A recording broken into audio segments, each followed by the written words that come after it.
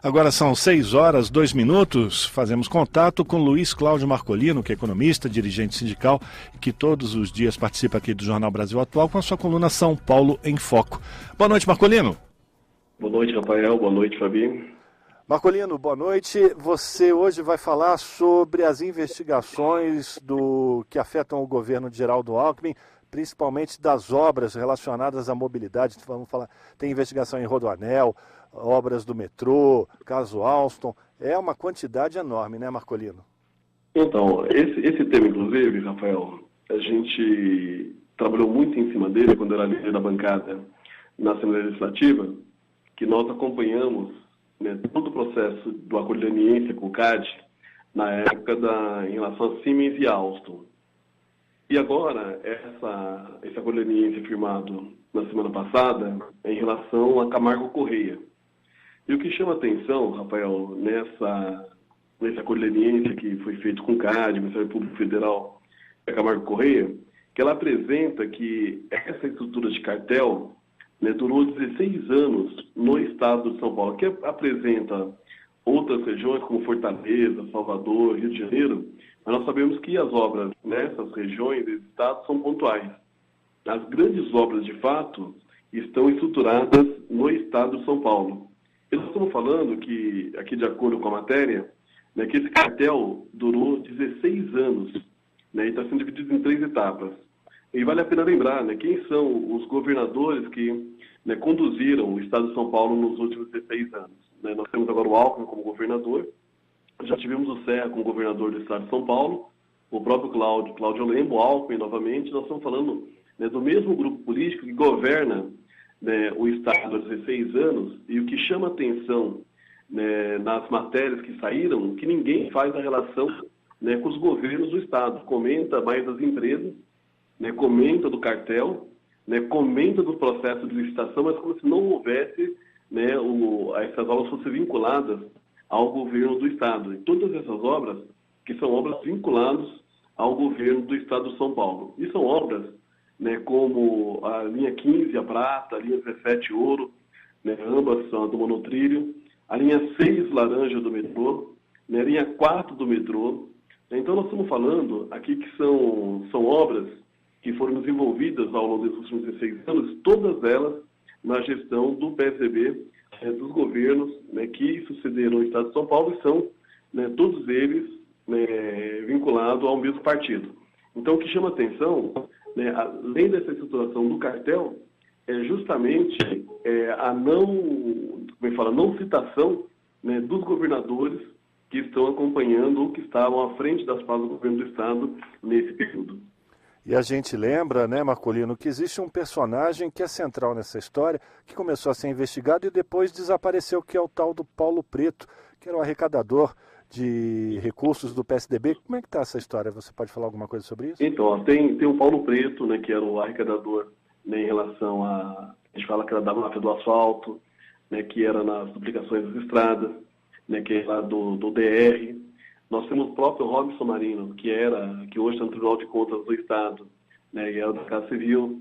Nós temos o próprio, que foi chefe da Casa Civil, né, do governo Alckmin, que hoje está na Prefeitura de São Paulo, né, que também foi personagem, né, que apareceu bastante nesse período.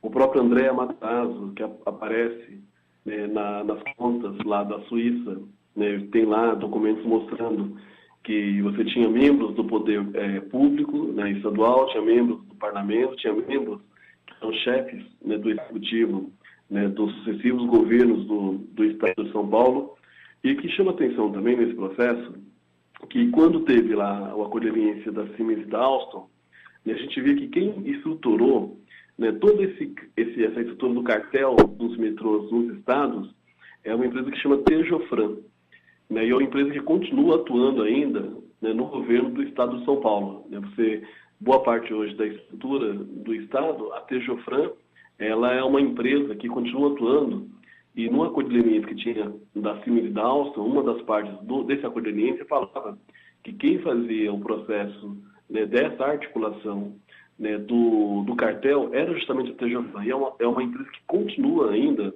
Rafael, atuando no estado de São Paulo. E quando a gente olha, né, para toda essa estrutura de corrupção, né, no estado de São Paulo, ela tem personagens, né, como nós já tínhamos um tempo atrás, a própria Assembleia Legislativa. Às vezes um acordo, um contrato, que tem que ser julgado rapidamente na Assembleia, que são contratos regulares que o Tribunal de Contas já apontou, às vezes demora 5 anos paralisado na Assembleia Legislativa, né, da Comissão de Finanças e Orçamento, que como a maioria dos deputados hoje são vinculados aos governadores, porque os governadores, nesses últimas eleições, nos últimos 16 anos, né, esses deputados eles seguram, né, as licitações lá, que as obras ela é considerada que é uma obra irregular ou é uma obra superfaturada, segura lá, depois vai para o Tribunal de Contas do Estado de São Paulo, depois vai para o Ministério Público. Então a gente percebe que existe ali para as obras, os contratos, as licitações feitas pelo Estado de São Paulo, né, que há uma proteção, né, dos governos do PSDB no Estado de São Paulo, acaba tendo essa proteção. Então, essa conveniência que a Camargo Corrêa faz agora, que a Siemens já tinha feito no caso da relação com a Alstom, também Siemens e Alstom, demonstra um pouco isso. Agora nós esperamos que, de fato, haja uma celeridade, né, agora não só nesse processo de aplicação, porque tudo isso são documentos que já têm comprovações. Né, os documentos que vinham do Ministério Público da Suíça, né, já apresentavam pagamento, né, de propina, né, a membros do governo do Estado de São Paulo, a membros do Tribunal de Contas do Estado, né, a ex-executivos de empresas ligadas ao metrô e à CPTM, empresas também ligadas à ADR, né, que faz parte do Estradas e Rodagem.